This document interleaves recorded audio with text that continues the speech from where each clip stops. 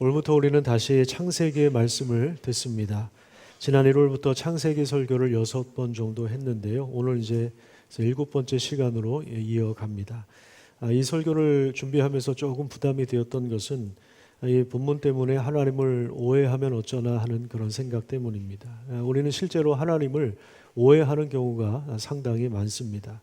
왠지 하나님이 우리 인생을 고달프게 하시는 분 같기도 하고, 우리 인생의 행복을 때로는 가로채는 것 같기도 하고, 무엇을 많이 요구하시는 것 같기도 하고, 바치라고 하는 분 같기도 합니다. 하나님을 잘 믿으면 신앙이 깊어질수록 뭔가를 좀 빼앗기는 것 같기도 하고, 내 인생을 포기해야 할 것 같기도 합니다. 그래서 우리가 신앙생활을 너무 이렇게 열심히 하려다 보면 옆에 있는 가족들이 말리는 경우가 있죠. 너무 교회에 빠지지 말아라, 그냥 적당히 믿어라, 이렇게 이야기하기도 하고 그런 이야기를 듣기도 합니다. 오늘 본문도 잘못 이해하면 이렇게 하나님을 오해할 수 있는 여지가 많습니다. 오늘 본문 1절과 2절 말씀을 우리 다 함께 읽겠습니다. 그 일 후에 하나님이 아브라함을 시험하시려고 그를 부르시되 아브라함아 하시니 그가 이르시되 내가 여기 있나이다. 여호와께서 이르시되 내 아들 내 사랑하는 독자 이삭을 데리고 모리아 땅으로 가서 내가 내게 일러준 한 산 거기서 그를 번제로 드리라. 오늘날 하나님께서 아브라함을 부르십니다. 아브라함아, 그러니까 아브라함이 제가 여기 있습니다 대답을 하죠. 하나님과 굉장히 친밀하고 돈독한 관계라고 하는 사실들을 우리가 확인할 수 있습니다. 지금 이 시간도 하나님께서 우리에게 말씀하시는 시간입니다. 하나님 말씀하십시오, 제가 듣겠습니다. 이런 마음으로 우리가 하나님 앞에 나아가면 좋겠습니다. 그런데 하나님은 청천벽력과도 같은, 정말 이 마른 하늘의 날벼락 같은 말씀을 하십니다. 일부러 하나님이 이 단어를 고르신 것 같기도 한데요. 너의 아들, 너의 독자 아들, 너의 이삭, 너가 정말 사랑하는 이삭을 제물로 바쳐라. 그렇게 하나님께서 말씀하십니다. 정말 이삭은 아브라함이 사랑하는 아들이죠. 더군다나 100세에 난 귀한 아들입니다. 여러 아들들 중에 한 10명 아들이 있는데 그 중에 한 명이 아니라 오로지 한 아들이에요. 그리고 이 아들은 하나님의 약속을 유업으로 이어갈 자입니다. 이 약속을 상속받을 자이죠. 분명히 하나님은 아브라함에게 내 씨를 통하여 내 후손이 번성할 것이다, 강대한 후손이 될 것이다, 그리고 그 나라를 통해서 많은 민족이, 모든 민족이 복을 받게 될 것이다, 그렇게 분명히 약속해 주셨습니다. 그런데 그 아들을 번제로 바치라고 합니다. 우선 이 요구는 인간적으로도 굉장히 충격적이죠. 아니, 어떻게 자기 아들을 번제로 바치라고 할 수 있습니까?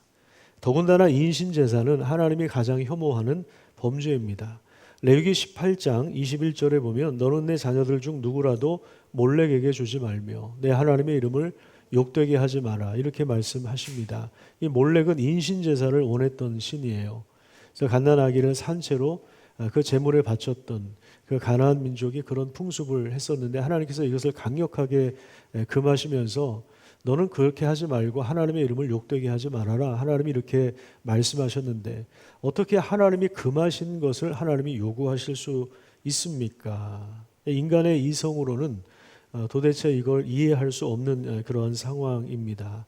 그리고 이제 독자 이삭을 죽일 경우에 그 여종을, 그러니까 하갈을 통해서 난 아들 이스마엘도 내보낸 상황이기 때문에 이 아브라함의 대가 끊깁니다. 그러면 하나님이 주신 약속의 말씀도 이루어질 수가 없는 거죠. 그러니까 여러 가지 상황들을 봐서도 하나님의 그 약속의 말씀과도 굉장히 충돌하는, 갈등할 수밖에 없는, 전혀 이해할 수 없는 그러한 말씀인 것입니다. 그런데 참 이상한 것은 아브라함이 이 일에 대해서 하나님 도대체 왜 그러십니까? 그동안 내가 25년 동안 하나님을 잘 따라오지 않았습니까? 25년 동안 기다려온 그 아들을 100세에 주신 다음에 이제 와서 바치라고 하는 건 이건 무슨 경우입니까? 이게 도대체 이해가 되지 않습니다. 이렇게 따지거나 질문을 할 수도 있었을 텐데 아브라함은 전혀 자신의 감정을 드러내지 않습니다. 3절을 한번 볼까요? 아브라함이 어떻게 행동을 합니까? 제일 먼저 나오는 것이 뭐냐면 아침에 일찍 일어났다는 것입니다. 저 같았으면 밤새도록 고민하느라고 잠을 제대로 못 잤을 겁니다. 그러면 이렇게 새벽에 아침에 일어나기가 어렵겠죠. 또 그 뒤에 보면 그 아브라함의 행동에 군더더기가 없습니다. 주저하지 않는 것처럼 보입니다. 나귀의 안장을 지우고 번제에 쓸 나무를 쪼개어 준비합니다. 지금 아브라함이 있는 곳이 브엘세바라고 하는 땅인데 하나님이 제사를 드리라고 한 곳은 모리아 땅이고 거기는 지금 이제 예루살렘 성전이 있는 곳입니다. 거리로 따지면 약 한 75km 정도 되는데 지도를 한번 보도록 하겠습니다. 여기 보면 맨 밑에 브엘세바라고 하는 지역이 있죠. 아브라함이 지금 여기에서 하나님 말씀을 듣고 있는 것입니다.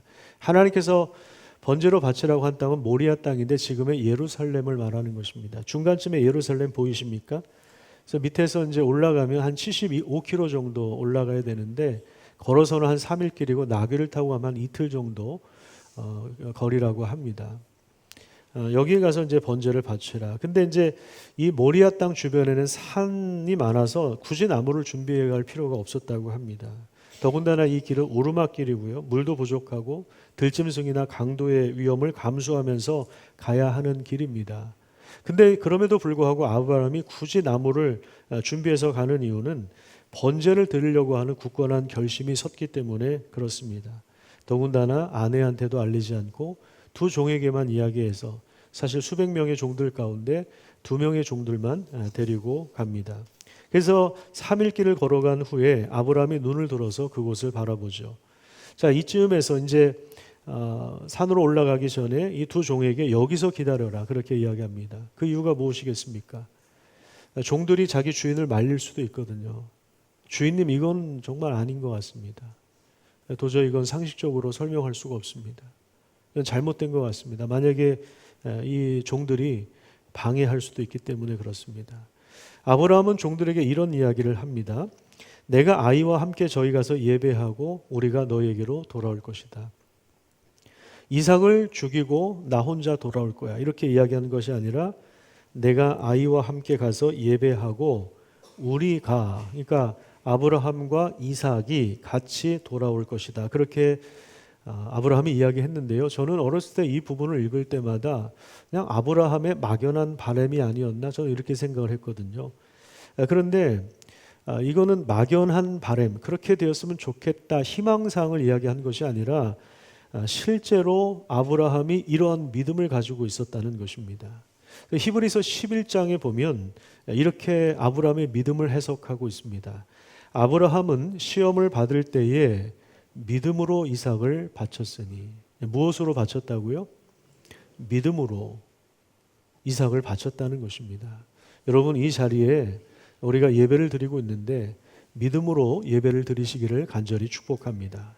우리가 이렇게 악기를 다루고 또 우리가 목소리로 합창을 하고 우리가 여러 모양으로 교회를 섬기고 하는 것도 여러분 다 믿음으로 하는 것입니다. 믿음으로 하나님 앞에 나아가시기를 바랍니다. 믿음으로 이삭을 바쳤으니 그는 그 약속을 받은 자이나 자기 외아들을 바쳤다. 그 다음에 18절에 보시면요. 하나님께서 그에 관하여 말씀하시기를 내 자손이라 불릴 자는 누구로 말미암을 것이다. 분명히 하나님께서 이렇게 말씀하셨기 때문에 아브라함의 마음속에 19절에 보면 자, 아브라함은 하나님께서 죽은 자들도 다시 살리실 수 있다고 이렇게 생각을 한 겁니다. 비유로 말하자면 그가 이삭을 죽은 자들로부터 돌려받은 것이다. 이렇게 아브라함의 믿음을 해석하고 있는 것입니다. 그러니까 아브라함의 믿음이 막연한 게 아닙니다. 자기가 믿고 싶은 걸 믿는 것도 아니고 좀 그렇게 되었으면 좋겠다 희망사항을 이야기한 것도 아닙니다. 이미 아브라함은 자기의 죽은 몸에서 이삭이 태어났다는 것을 알고 있어요. 그러니까 아브라함이 100세에 이삭을 낳지 않았습니까? 그 아내는 90세입니다. 여성의 생리가 끊겨서 더 이상 임신이 불가능한 상황입니다. 로마서에 보면 죽은 몸과 방불한 자에게서 아들 이삭이 나온 거죠. 이삭 자체가 사실 죽음 몸에서 나온 것입니다. 죽음 속에서 나온 것이죠.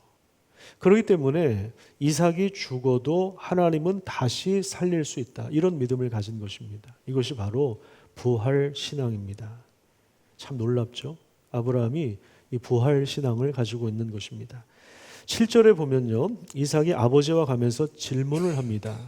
이삭도 좀 이상한 거죠. 보통 번제를 드리려 하면 제물이 필요한데 지금 불과 나무는 있는데 제물이 안 보이는 거예요. 그러니까 아버지의 재물이 어디 있습니까? 이렇게 질문합니다. 아브라함의 입장에서 볼 때 굉장히 진짜 뼈 때리는, 전곡을 찌르는 가장 가슴 아픈 질문이었겠죠. 그때 이제 아브라함이 8절에 이렇게 이야기해요. 같이 한번 읽어보겠습니다. 시작.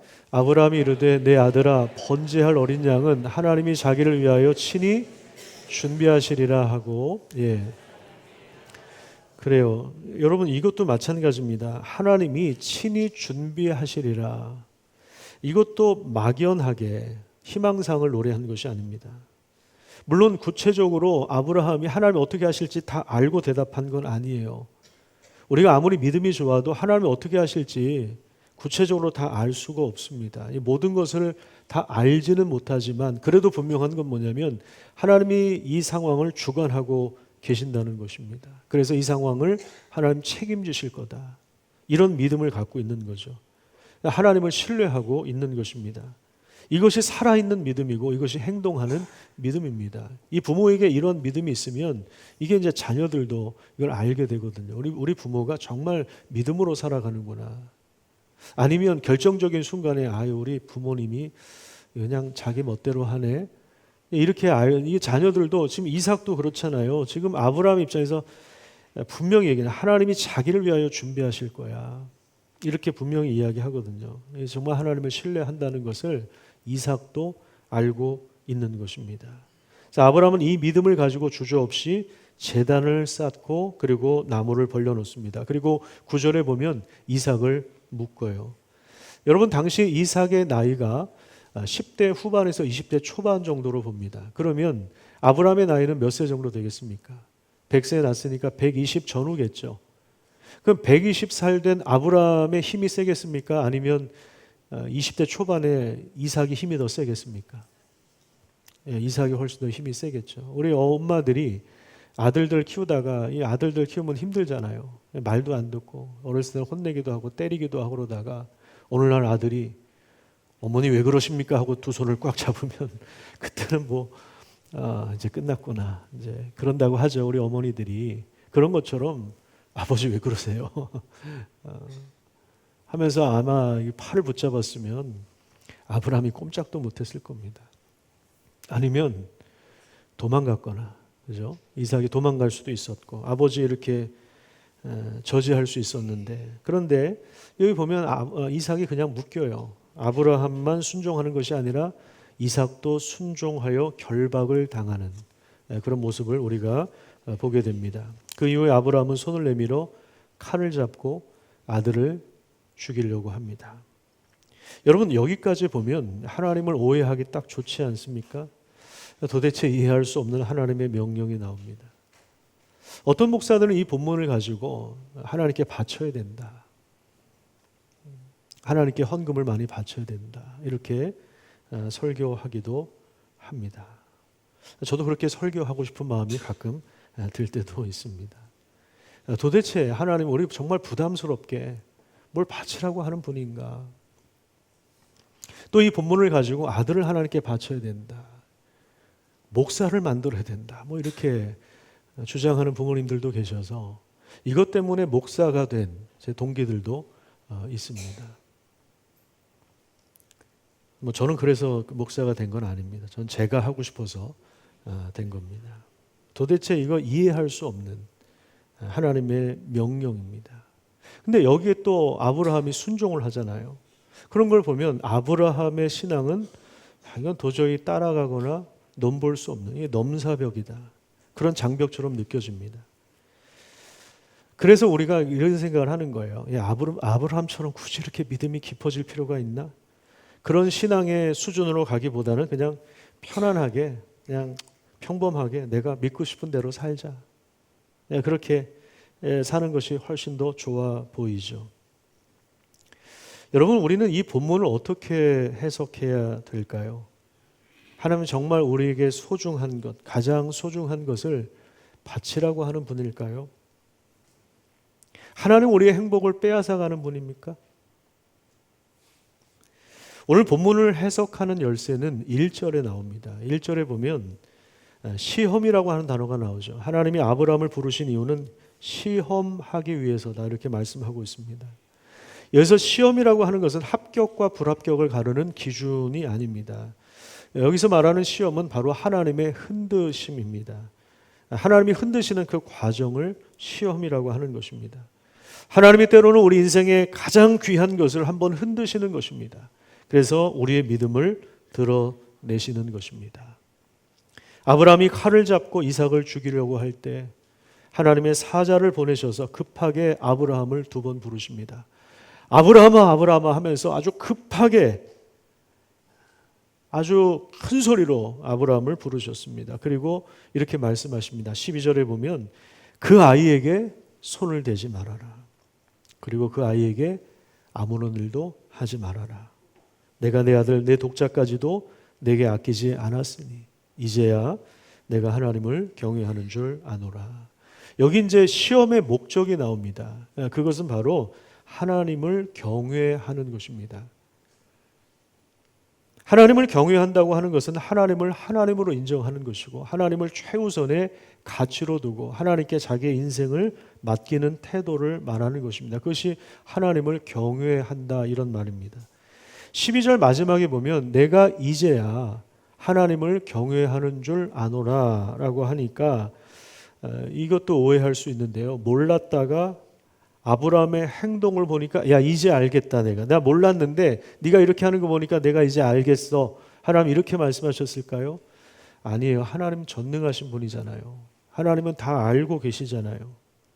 그런데 인간의 눈높이로 자기를 낮추셔서 우리가 이해할 수 있도록 하나님이 그 언어로 인간의 언어로 하나님의 마음을 드러낸 분이십니다. 하나님 전능하신 분이셔서 사실은 아브라함의 생각까지도 다 알고 계시죠. 근데 이제야 아노라라고 하는 것은 몰랐다가 이제 안다 그런 말이 아니에요. 하나님의 무지를 드러내는 것이 아니라 아브라함의 믿음이 역사 속에서 드러나고 확증된 순간을 지금 선언하고 있는 것입니다.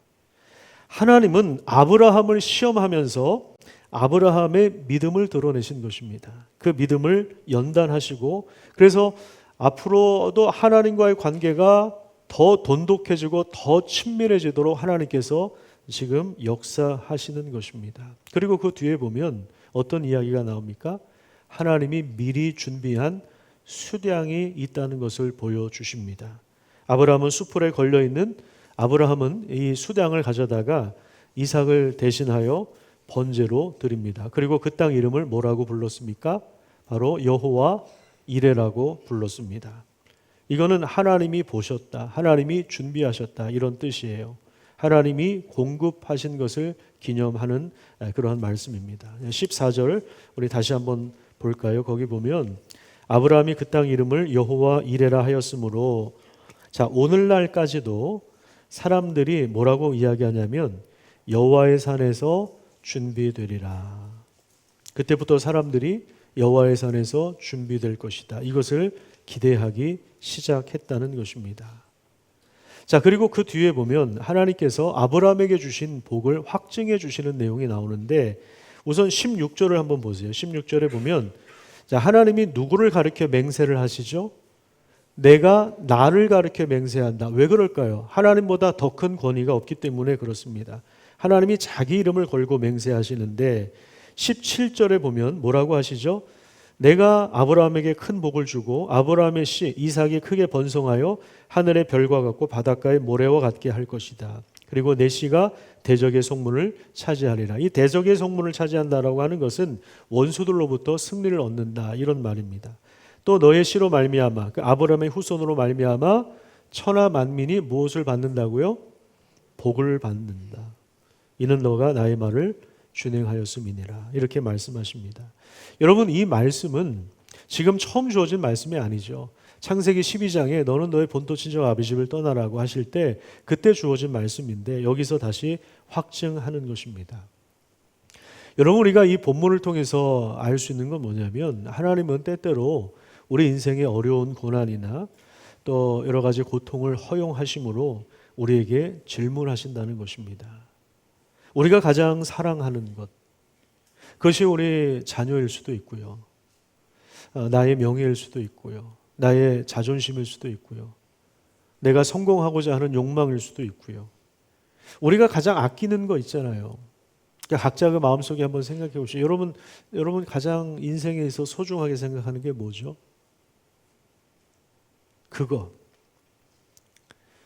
그것을 하나님이 바치라고 하십니다. 그것은요, 하나님이 우리에게 가장 소중한 것을 빼앗아 가기 위해서가 아닙니다. 우리가 내려놓는 그 자리에서 하나님이 예비하신, 하나님이 준비하신 그 은혜를 보여주기 위해서입니다. 하나님이 준비하신 것, 하나님이 공급하신 것은 내가 가장 소중하게 생각하는 것을 꼭 붙잡고 있을 때는 전혀 보이지가 않습니다. 이것을 내려놓을 때, 아브라함이 이삭을 내려놓을 때 수량이 보였던 것처럼, 하나님이 준비하신 것이 보였던 것처럼 우리가 우리 인생에 있어서 이것을 내려놓을 때 하나님의 그 예비하신 은혜를 우리가 보게 되는 것입니다. 여러분, 우리는 내가 모든 것을 통제하려고 합니다. 내 배우자도 내가 통제하려고 하고, 내 자식들도 내가 원하는 모양대로 내가 컨트롤하려고 합니다. 내 기준에서 벗어나면 용납이 되지 않아요. 그런데 하나님은 그것을 때로 흔드세요.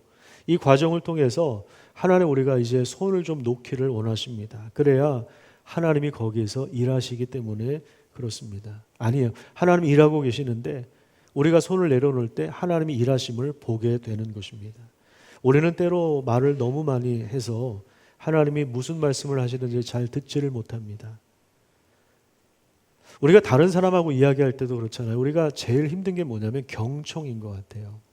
우리가 다른 사람의 말을 제대로 경청하지를 않습니다. 왜냐하면 내가 말할 걸 생각하고 있거든요. 그래서 다른 사람의 말을 잘 이해를 못합니다. 그 사람의 그 말의 팩트조차도 어쩔 땐 놓치는 경우가 많아요. 팩트도 놓쳐요. 그리고 그 사람이 말하는 그 감정도 놓칩니다. 그 사람이 어떤 마음으로 이걸 하는지, 그 사람이 이런 말을 했을 때 그 이면에 숨겨진 그 사람의 마음이 뭔지도 사실을 놓치는 경우가 많죠. 사실 우리 인간이 드러내는 것은 빙산의 일각일 수도 있어요. 우리 그 마음 깊은 곳에 있는 것까지 다 드러내지 않는 경우가 많거든요. 우리가 그것까지 전부 다 알 수는 없지만 사실 우리 다른 사람의 말도 제대로 듣지는 않습니다. 왜냐하면 우리가 말할 게 너무 많으니까요. 우리 생각이 너무 많으니까요. 근데 이게 하나님과의 관계에서도 나타납니다. 그래서 우리가 말을 너무 많이 해서 하나님의 말씀을 잘 듣지를 않아요. 우리 생각으로 너무 가득 차서 하나님의 뜻이 뭔지를 잘 분별하지 못하고 하나님이 행하시는 일이 뭔지를 잘 모릅니다. 기독교 신앙은 내가 열심을 가지고 무엇인가를 추구하고 바쳐서 얻어내는 싸움이 아닙니다. 내가 내려놓는 그 자리에서 하나님이 말씀하시도록, 또 하나님이 일하시도록 그 자리를 내어드리는 것입니다. 여러분, 이것이 신앙입니다. 그 뒤에 20절부터 보시면 갑자기 족보를 소개하고 있는데요. 여기서 핵심이 뭐냐면 23절에 나오는 리브가입니다. 여기 혹시 펜을 가져오신 분들은 이렇게 표시를 하셔도 좋을 것 같습니다. 리브가. 하나님이 리브가를 준비하고 계세요. 이 일 후에 20년 후에 이삭이 리브가랑 결혼하거든요. 아브라함을 통하여 이삭에게로, 그리고 이삭을 통하여 야곱에게로 하나님의 약속이 다음 세대로 흘러가는데 하나님 지금 미리 준비하고 계시는 것입니다. 하나님은 우리에게서 무엇을 빼앗아 가는 분이 아니라 더 큰 것을 준비하기 위하여 준비하시는 분이에요. 더 큰 것을 주기 위하여 준비하는 분이십니다. 하나님 우리 인생을 몰아붙이는 분이 아니라 우리 인생을 인도하시는 분이십니다. 요한복음 1장 29절 말씀을 우리 다 같이 읽도록 하겠습니다. 시작. 이튿날 요한이 예수께서 자기에게 오시는 것을 보고 말하였다. 보아라, 세상 죄를 지고 가는 하나님의 어린 양이로다. 그래요. 이 어린 양을 하나님이 준비하신 것입니다. 아브라함의 후손을 통해서 오신 예수 그리스도. 그래서 지금 세례 요한이 뭐라고 이야기합니까? 보아라, 세상 죄를 지고 가는 하나님의 어린 양이다. 하나님이 준비하신 것이죠. 여러분들의 모임 가운데에서 하나님이 준비하신 그 어린 양 그리스도를 보시기를 간절히 축복합니다. 우리 목장 모임을 통해서 두세 사람이 예수님의 이름으로 모인 곳에서 그냥 신세 한탄하고 끝나는 것이 아니라 신세 한탄하는 가운데서도 그 그리스도를 보시기를 간절히 축복합니다. 훗날 모리아산 그 자리 예루살렘 성문 밖에서 예수님은 그 십자가의 제물이 되셨습니다. 그러니까 창세기에서 이야기한 여호와의 산에서 준비하리라고 하는 여호와 이레의 말씀은 장차 예루살렘에서 하나님 자신을 나타내실 것을 예고하는 그런 말씀이 되었습니다.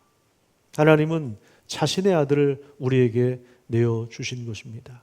로마서 8장 32절에 보면요, 여기에서 우리가 조금 더 깊이 생각해야 될 단어가 있는데, 하나님은 자기 아들을 아끼지 않으셨다는 것입니다. 아끼지 않으셨다. 우리는 아까워하는 게 너무 많지 않습니까? 하나님께 드리는 내 시간도, 물질도, 에너지도, 열정도, 내 인생도 어쩔 때는 아까워하는 경우가 많습니다. 그런데 하나님은 자신의 아들을 아끼지 않으시고 우리에게 내어주셨습니다.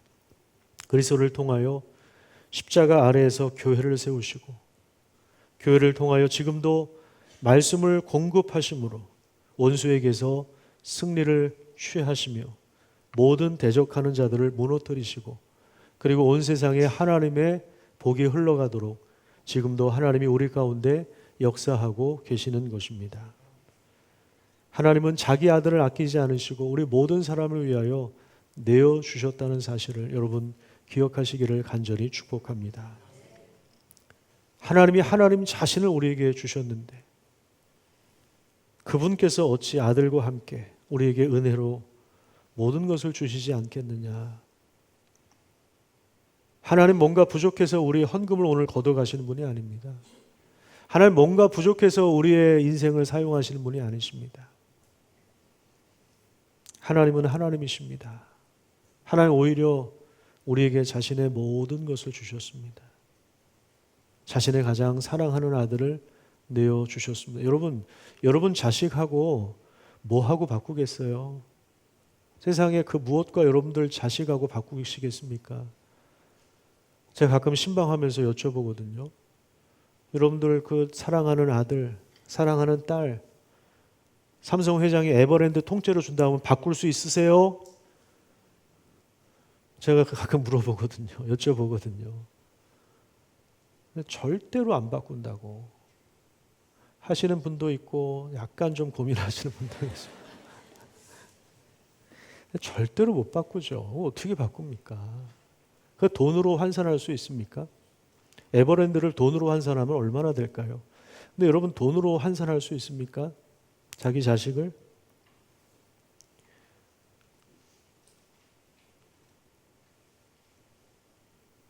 하나님은 하나님 자신을 우리에게 주셨습니다. 우리는 하나님께 드리는 거 너무 아까워합니다. 너무 인색해합니다.